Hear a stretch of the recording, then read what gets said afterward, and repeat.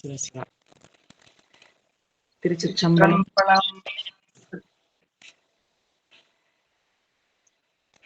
நேர்வந்து அருளி.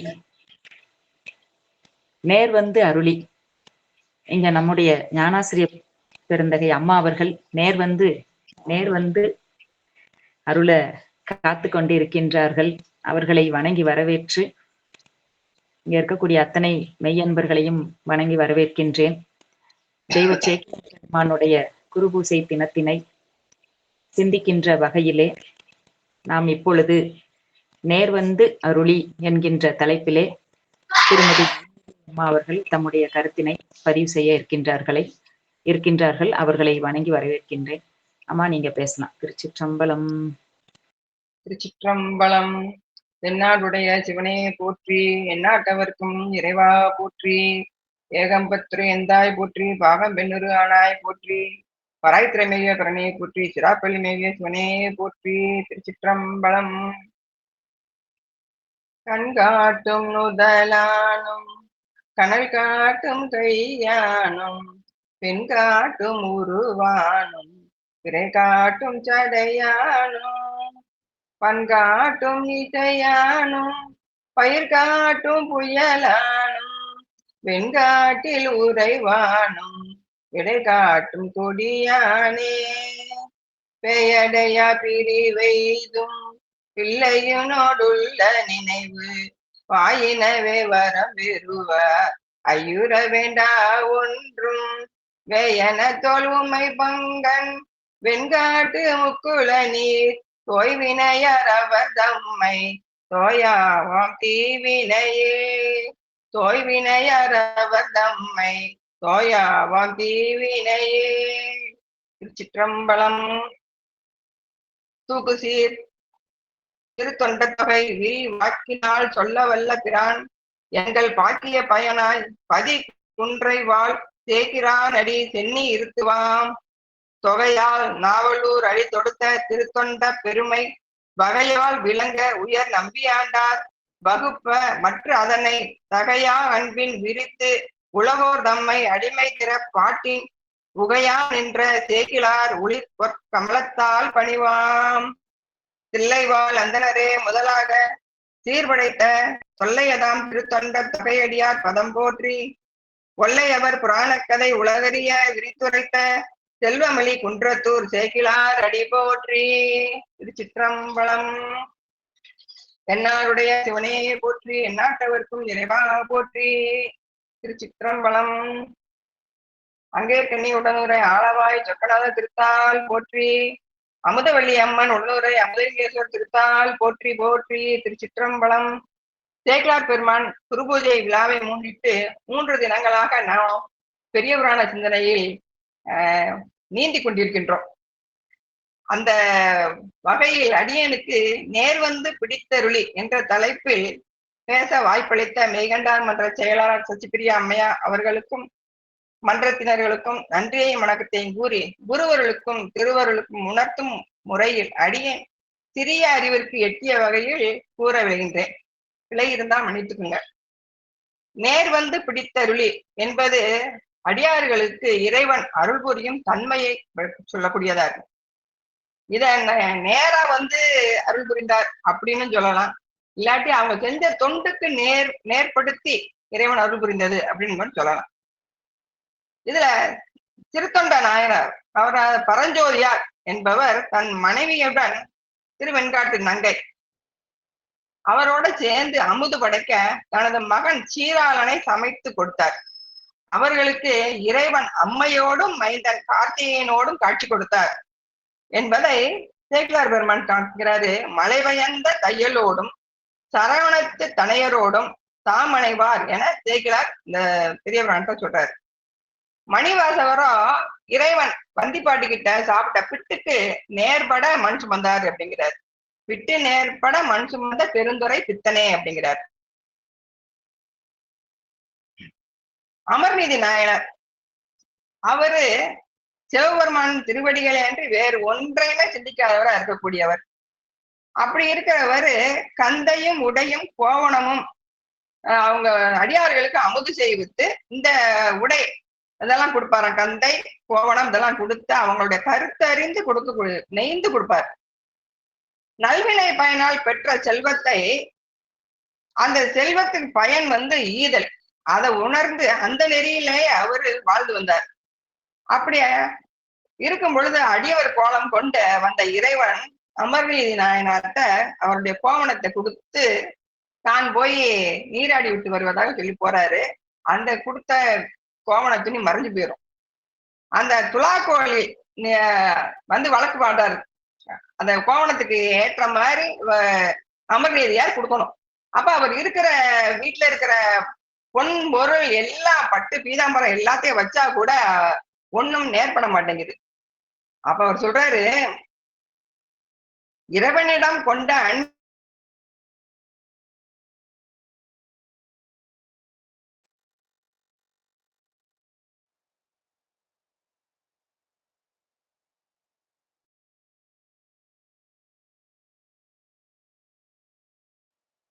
அக்கோட்டத்து ஒப்பாக நிற்பதாக என்று கூறி இறைவரை வணங்கி திரு ஐந்தெழுத்தை ஓதி அதுல ஏறினாரு அப்படின்னு இந்த பாடல்ல சொல்றாங்க. மண்டு காதலில் மற்றவர் மகிழ்ந்து உடன் ஏற அண்டர் தம்பிரான் திரு அரை கோவணம் அதுவும் கொண்ட அன்பினில் குறைபடா அடியவர் அடிமை தொண்டும் ஒத்தலால் ஒத்து நேர் நின்றது அத்துளை அப்படின்னு சொல்லி சொல்றாங்க. அதாவது அண்டங்கள் அனைத்துமே இறைவனுக்கு உடைமை பொருள், உயிர்கள் எல்லாம் அடிமை பொருள், உரிமை பொருள். அப்படி இருக்க பெருமான் அவர் அறையில் சாத்தும் அந்த கோவணமும் அவரிடம் கொண்ட அன்பில் குறைவில்லாத அடியவதம் தொண்டும் ஒத்து நின்றதால் துலாக்கால் நேர் நின்றது அப்படின்னு சொல்லி அமர்நீதியார் புராணத்துல காமிக்கிறாரு.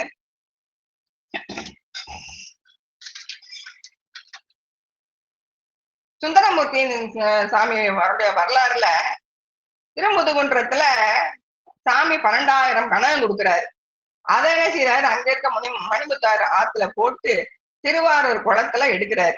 அப்ப அவர் சொல்றாரு, வினையின் குழியில் நின்று எமை எடுத்தார். அதாவது வினையானது நம்ம பிறவியாகிய குழியில நம்ம மீண்டும் மீண்டும் பிறக்க வைக்கும். அந்த வினை குழியிலிருந்து எடுக்கப்பட்டதால வினையின் காரணமாக பிறவி இல்லை என்பதாகவும், சுந்தரமூர்த்தி சுவாமியுடைய பதியங்களை நம்ம பாடினா நமக்கும் பிறவி இருக்காது அப்படிங்கிறதையும் இல்ல சொல்லப்படுது. அப்புறம் அவரு தவநெறி கேட்கிறாரு பாருங்க. அதான் அவர் தடுத்தாட்கொண்ட பொழுது, அவநெறியில் சேராம தடுத்தாட்கொண்டாய் அடியேற்கு தவநெறி தந்தொருள வேண்ட சித்தவனத்துல அதாவது முதிய மறையவராக வர்றாரு. முன் ஒருவரும் அறியாமே பொது மடத்தினில் புகுந்து பூந்தரன் திருமுடியே பதுமலர் தாழ் வைத்து பணிகொள்வான் அப்படின்னு சொல்லி அவர் சுந்தரமூர்த்தி சுவாமிகள் கேட்ட மாதிரி அவருக்கு திருவடி தீட்சியை கொடுத்து அருள் புரிஞ்சாரு அப்படின்னு சொல்லப்படுது. அப்புறம் ஓர்செங்கட் சோழன் நாயனார்ல அவருடைய வரலாறுல முற்பிறப்பி சிலந்தியாக இருந்து வெண்ணாவல் மரத்து கீழே இருந்து இறைவனுடைய திருமேனியில சருகு இலை விழாமல் தன்னுடைய வாயில் நூலால பந்தல் செய்தது ஒரு சிலந்தி. அந்த சிவதர்மத்தின் காரணமாக சோழ நாட்டு அரசனாக பிறக்குது. அது அதனுடைய சிவ தொண்டின் காரணமாக அவர் அரசரா அடுத்த பிறகுல வர்றாரு. இந்த வெண்ணாவல் மரத்தின் கீழ் தவம் புரிந்த சம்பு முனிவர் அவர் முன்னாடி அதி தெய்வீகமான வெண் நாவல் கனி விழுந்துச்சான். அதை உடனே அவரு சிவபிரசாதம் அப்படின்னு நினைச்சு அதை எடுத்து சாப்பிட்டுறாரு. அது முளைச்சி தலையை வெடிச்சிட்டு போய் வளர்ந்துச்சான். அதனுடைய சிறப்பு என்ன சொல்றாங்க அப்படின்னா, அதனுடைய வேர் வேதங்களாகவும், உபநிடதங்கள் அடிமரமாகவும், ஆகமங்கள் கிளைகளாகவும், சரியை கிரியை யோகம் இவையெல்லாம் சிறு சிறு கிளைகளாக இருக்கான். அரும்பு மலர் காய் ரதம் இதெல்லாம் ஞானமாக இருக்கு. அந்த வானலாக உயர்ந்து அங்க இருக்கிற எல்லாருக்கும் மலபரிபாகம் தந்து இருக்கான் அந்த மரம். அப்படிப்பட்ட மரத்து அடியில நிறைய பேர் தவம் பண்ணிக்கிட்டு இருந்தாங்க அப்படிங்கிறத அதனுடைய தல புராணம் சொல்லுது.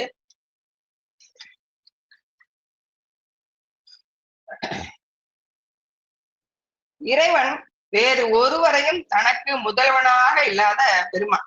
அந்த சிவபெருமான் அனைத்து உயிர்களுக்கும் நன்மை செய்யும் பொருட்டு பிறவா நிலையை அடையும் வரை உயிர்களுக்கு நல்வினை தீவினை பயன்களை கூட்டுவித்து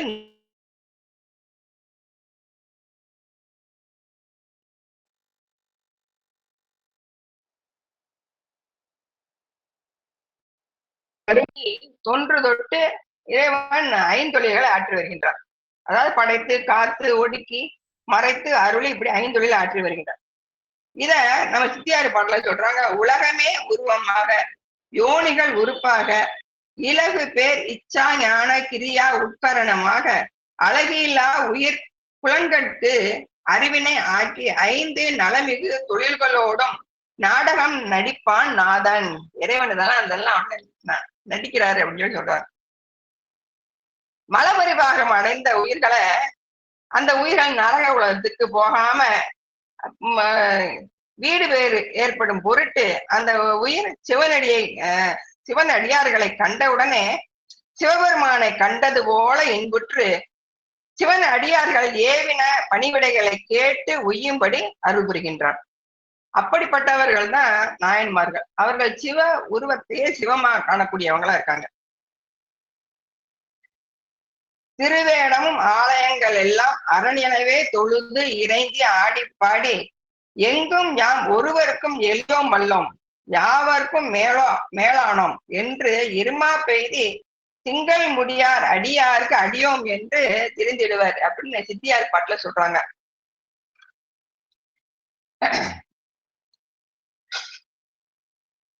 கலியநாயனார் புராணத்தில் நேர் பிடித்து அருளி என்று சேக்கிழார் பெருமான் காண்கிறார்.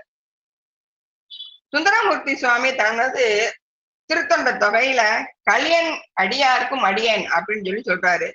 நம்பியாண்டார் நம்பிகளோ கம்பம் கரிக்கும் சிலந்திக்கும் நல்கிய கண்ணுதலோன் கும்பருக்கு நாதற்கு ஒளிவிளக்கு ஏற்றுதற்கு உடல் இளனாய் கும்பத் தைலம் விற்றும் செக்கு உலற்றும் கூலியினால் நம்பருக்கு எரித்த களி ஒற்றி மாநகர் சக்ககிரியே அப்படிங்கிறார்.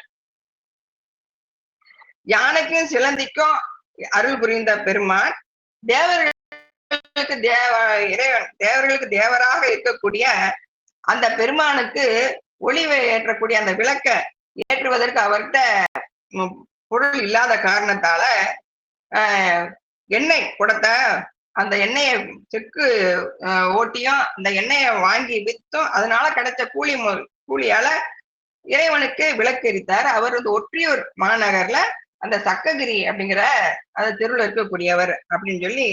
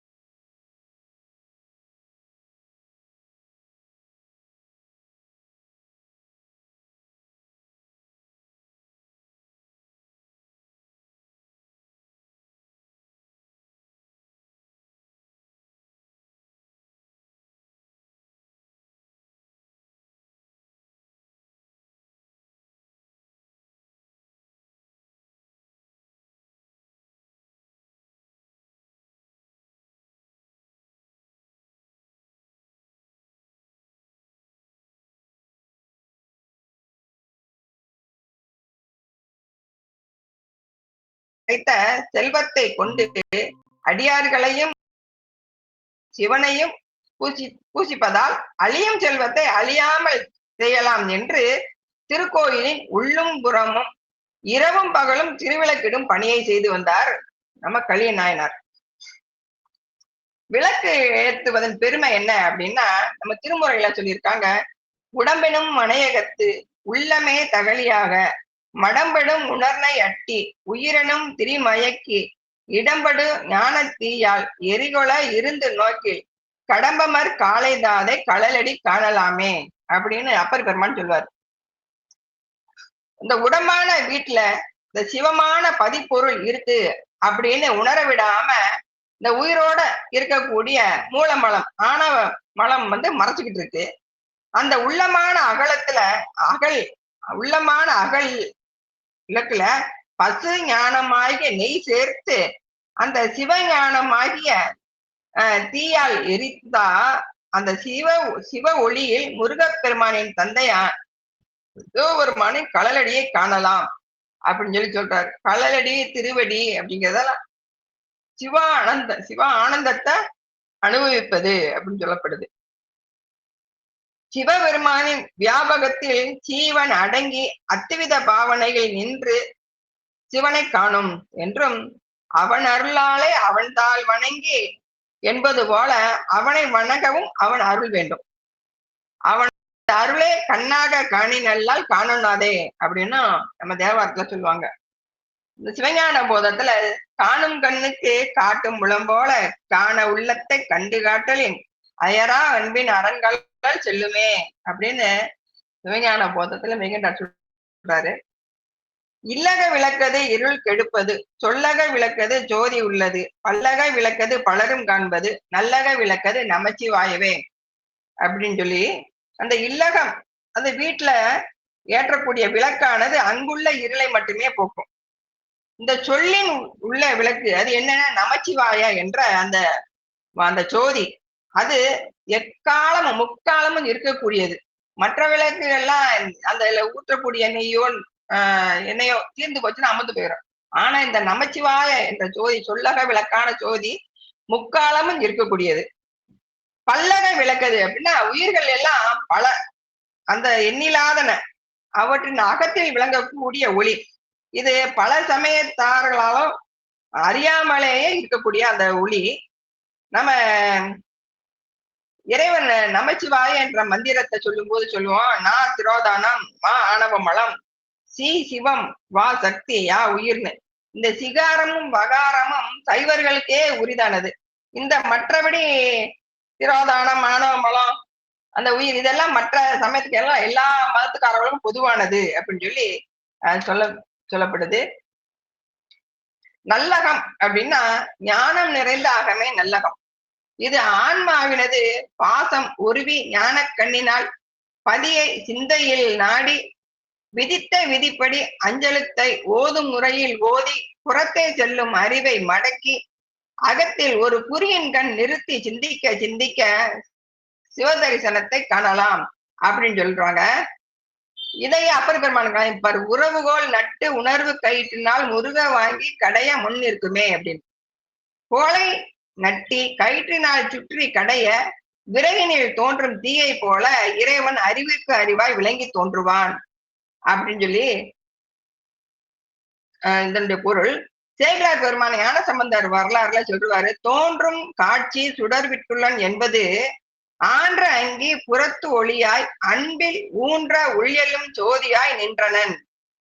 அதாவது நெருப்பின் வடிவாய் புறத்தே ஒளியாகவும் அன்பின் உரைப்பாய் அழுந்து நிற்பவர்க்கு அவர் உள்ளத்தின் உள்ளே ஜோதியாய் நிற்பான். அந்த ஜோதி மாசற்ற ஜோதி. மாசற்ற ஜோதி மலர்ந்த மணி சுடரேன் மணியாசம் சொல்ற மாதிரி அந்த ஜோதி மாசற்ற ஜோதி அப்படிங்கிறார். இந்த அஞ்சலத்தை ஓதும் முறை என்னன்னா, அஞ்சலித்தால் ஆன்மாவை அரனுடைய பரிசும் அரண் உருவும் அஞ்சலித்தால் அமைத்து அஞ்சலித்தால் அங்ககர நியாசம் பண்ணி ஆன்மாவில் அஞ்சலித்தால் இதயத்து அர்ச்சித்து அஞ்சலித்தால் குண்டலினில் அனலை ஓம்பி அனைவரிய கோதண்டம் அணைந்து அருளின் வழி நின்று அஞ்சலித்தை விதிப்படி உச்சரிக்க மதி அருக்கன் அணை அரவம் போல் தோன்றுவான் ஆன்மாவில் அப்படின்னு சொல்லி சொல்லப்பட்டிருக்கு. இதையே திருமூலர் சொல்றாரு, சிவாய நம என சித்தம் ஒருக்கி அபாய மறவே அடிமையது ஆக்கி சிவாய சிவ சிவ என்று என்று சிந்தை அபாயம் கெட நிற்க ஆனந்தம் ஆமே அப்படிங்கிறார். நம்ம பஞ்சாட்சரம், ஸ்தூல பஞ்சாட்சரம், சூட்சும பஞ்சாட்சரம், அதிசூட்சும பஞ்சாட்சரம், காரண பஞ்சாக்கரம், மகா காரண பஞ்சாட்சரம் சொல்லுவாங்க. இதுல ஸ்தூல பஞ்சாட்சரம் வந்து நம்ம உலக நன்மை, நமக்கு உலகத்துல என்னென்ன பலன் வேணுமோ அதை வேண்டவங்களுக்கு அந்த பஞ்சாட்சரம், அதாவது நமச்சிவாய என்பது. அதாவது சூட்சும பஞ்சாட்சரம் வந்து சிவாய நம்ம. இதை சொன்னா என்ன ஆகும்னா, உள்ளம் உலகியலில் நீங்கி சிவன்பால் செல்லும், அதனால் ஆன்மா சிவனுக்கு ஆளாகி வினையில் இருந்து நீங்கும் அப்படின்னு சொல்லப்படுது. அதிசூட்சும பஞ்சாட்சரம் என்பது சிவாய அப்படிங்கிறது. இது என்ன செய்யும், இதை உச்சரிக்கிறவங்களுக்கு பாச நீக்கம் ஏற்படும். காரண பஞ்சாக்கரமான சிவ சிவ அப்படிங்கிறத சொன்னா பசுபோதம் நீங்கி சிவபோதம் ஏற்படும். மகா காரண பஞ்சாட்சரமான சி அப்படிங்கிறத சொன்னா சிவானந்தத்தில் உயிர் கிளைக்கும் அப்படின்னு சொல்லி திருமூலர் சொல்றாரு. எண்ணில் திருவிளக்கு நெடுநாள் எல்லாம் எரித்து வர புண்ணிய மெய்த்தொண்டர் செயல் புலப்படுப்பார் அருளாலே உன்னிரையும் பெரும் செல்வம் உயர்த்தும் வினை செயல் ஓவி மண்ணில் அவர் இருவினை போல் மாண்டது மாட்சிமைத்தாக அப்படின்னு சொல்றாரு இந்த 8வது பாடல்ல. இந்த எண்ணிய திருவிளக்கு நீண்ட நாள் முழுவதும் எரிச்சு வர்றாரு. அந்த மெய்த்தொண்டின் செயலை உலகறிய வைக்கணும் அப்படிங்கிற இறைவன் அவருடைய அன்பின் நெறிய உலகுக்கு காட்ட வேண்டும் முன்ன அவர்கிட்ட இருக்க செல்வம் எல்லாம் வற்ற வச்சிடுறாரு. நின்று தின்றால் குன்றும் ஆளும் என்பது பழமொழி. எவ்வளவு பெருஞ்செல்வம் ஆனாலும் மேலே பெருக்கும் செயலின்றி உள்ளதையே செலவிட்டு வந்தால் ஒரு நாள் எல்லாம் இல்லாமல் போகும். உண்மையான சிவபுண்ணியத்தால இருவினையும் போய் ஒளியும். அதுபோல அவரது செல்வமும் மாண்டது. அவரு செல்வம் மாண்டது, அவருடைய வினைகள்லாம் நீங்கிருச்சு அப்படின்னு சொல்றாரு. சிவநெறிகளில் இல்லாதவர்களுக்கும் இந்த நிலை ஏற்பட்டால் அவர்கள் என்ன செய்வாங்களாம், அல்லல் பட்டு பவநெறியில் கழிப்பார்கள். ஆனால் சிவபுண்ணியத்தின் காரணமாக செல்வம் இல்லாமல் போனாலும் மாட்சிமை உடையதாக பெருமை தருவதாக அமைந்தது அப்படின்னு சொல்லி சேக்கிழார் பெருமான் சொல்றாரு. செல்வம் எல்லாம் அழிந்த பின்னும் தன் மரபில் உள்ளோர் எல்லாத்தையும் போய் எண்ணெய் அந்த வியாபாரம் செய்யறவங்க கிட்ட எண்ணெயை வாங்கிட்டு வந்து வித்து கொடுத்து அதனுடைய கூலிக்கு இவர் எண்ணெய் வாங்கி விளக்கேத்துறாரு. அப்புறம் என்ன பண்றாரு, செக்கு ஆட்டி அந்த தொண்டு செஞ்சு வர்றாரு. அப்ப அந்த வேலையும் கிடைக்கல, இந்த வேலை பணியும் கிடைக்காத காரணத்தால தனது மனை வீட்டை விற்கிறாரு. வீட்டை வித்து அந்த காசுல விளக்கேத்துறாரு. அந்த பணமும் தீர்ந்து போன பின் தன் மனைவியை விற்று பணம் பெறணும்னு நினைக்கிறாரு. ஆனா தனம் கொடுப்பார் இல்லாத காரணத்தால் தனது கனவிலும் நிலையாத விளக்கிட முடியாத நிலை ஏற்பட அந்த நிலைக்கு வருந்தி தம்மை அடிமையாக கொண்ட படம்பக்கநாதர் கோயிலுக்குள்ள போய் மணி போன்ற சுடர்களை உடைய திருவிளக்கு எரிக்கப்படாமல் நின்று படுமாயின் நான் மாழ்வதே கருமம் அப்படின்னு மணிவண்ண சுடர் விளக்கு மாலில் யான் மாழ்வதே என துணிந்து அவ்விண்ணையை முடிக்க தொடங்குவார் அப்படின்னு சொல்லி சொல்றாரு. திருவிளக்கு திரியிட்டு அங்கு அகல் பரப்பி செயல் நிரம்ப உருவிய எண்ணெய்க்கு ஈடாக உடல் உதிரம் கொடு நிறைக்க கருவியினால் மிடர் அறிய அக்கையை கண்ணுதலார் பெருகு திருக்கருணையுடன் நேர்வந்து பிடித்து அருளி. இந்த பாடல தான் சொல்றது வருது. அதாவது திருவிளக்கு போடுறதுக்காக அகல்களை எல்லாம் முறையா பரப்பி வச்சுட்டு அந்த கிடைக்காம போன அந்த எண்ணெய்க்கு ஈடாக தன்னுடைய உடலுடைய உதிரத்தை நிரப்பணும்னு நினைச்சு கருவியை கொண்டு தன்னோட கழுத்தை அரிக்க முனைகிறாரு. அவ்வாறு அறியும் கையினை இறைவன் பெரும் கருணையோட முன்னால நேர்பட்டு வெளிப்பட்டு பிடித்து அருளி அக்காரியம் செய்ய விடாமல் தடுக்கிறாரு. அப்புறம் அவர் முதல்ல தடுத்துட்டு அதுக்கப்புறம் தான் அவர் முன்பு இடவ வாகனத்தின் மேல் எழுந்தருளி நிற்க அறுத்ததால் ஏற்பட்ட புண்ணு நீங்கி ஒளிபற்று விளங்க உச்சி மீது அஞ்சலி செய்து நின்ற கலியனாரை இறைவன் சிவலோகத்தில் வீட்டிற்கும்படி அருள் புரிந்தார் அப்படின்னு இந்த கலியநாயனார் புராணத்தை முடிக்கிறாரு. இவரை போலயே கணம்புள்ள நாயனாரும் நவீனந்தி அடிகளாரும் இறைவனுக்கு திருவிளக்கேற்றி இறைவனின் திருவடியை சேர்ந்தவங்க. இவர் இருந்த ஊரு ஒற்றியூர் நம்ம சொல்றோம். அந்த ஒற்றியூர் பெருமையை சொல்ல வேண்டாமா? இறைவன் வடிவுடை அம்மை உடனுடைய படம்பக்கநாதர். தலமரம் மகிழ மரமாகவும் தீர்த்தம் பிரம்ம தீர்த்தமாகவும் இருக்கு. ஒரு காலத்துல அரசன் எல்லா ஊர்களுக்கும் வரி விதித்து ஓலை அனுப்பிய பொழுது அவனுக்கும் ஓலை நாயகத்திற்கும், அதாவது அரசனுக்கும் ஓலை கொண்டு போறவனுக்கும் தெரியாம இவ்வாணை ஒற்றியூர் நீங்களாக என்று இருப்பதை கண்டு விலக்களிக்கப்பட்டதான். அதனாலேயே எழுத்தறியும் பெருமான் என்று பெயர் வந்துச்சு. இதை சேக்கிழார் பெருமான் காமிக்கிறாரு. ஏட்டு வரியில் ஒற்றியூர் நீங்கள் என எழுத்தறியும் நாட்டமலரும் திருநுதலார் என்று சொல்றாரு. இது சென்னைக்கு பக்கத்துல இருக்கக்கூடிய தொண்டை நாட்டு தலம். உபமன்ய முனிவர்கிட்ட சிவதீட்சை பெற்று தம்மை வழிபட்ட வாசுகி என்ற பாம்பு இறைவனை தன்னுடைய மேனியில ஐக்கியம் பண்ணிக்கிட்டாராம். அதனால படம்பக்கநாதர் அப்படின்னு பேரு. பாம்பின் உருவம் இப்பவும் திருமேனியில பார்க்கலாம் அப்படின்னு சொல்லப்படுது. அரசனுக்கு கொடுக்கும் பொருட்டு தம்மிடம் மிகுந்த அன்பு கொண்ட ஏழேலோ சிங்கருக்கு மாணிக்கம் கொடுத்த காரணத்தால் தியாகேஜர் அப்படிங்கிற பேரும் இறைவனுக்கு இருக்கு. சுந்தரமூர்த்தி நாயனார் சங்கிலியாரை மகிழ மரத்தடியில் சத்தியம் செய்து மணந்த சிறப்புடைய தலம். பாரனைத்தும் பொய்யனவே பட்டினத்து பிள்ளையை போல ஆறும் துறக்கை அரிது அரிது என்று தாய்மானவர் கூறிய அந்த பட்டினத்து பிள்ளையார் பேர் பெற்ற தலம் இது.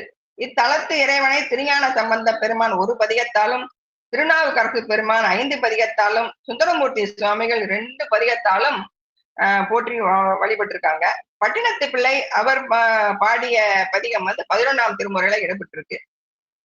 இப்படிப்பட்ட பேறு பெற்ற தலத்தையும் சேக்கிழார் பெருமான் அருளிய பெரிய புராணத்தையும் சிந்திக்க வாய்ப்பளித்த திருவருளுக்கும் குருவருளுக்கும் நன்றி பாராட்டிய முக்கரணங்களால் வணங்கி மகிழ்கின்றேன். திருச்சிற்றம்பலம்.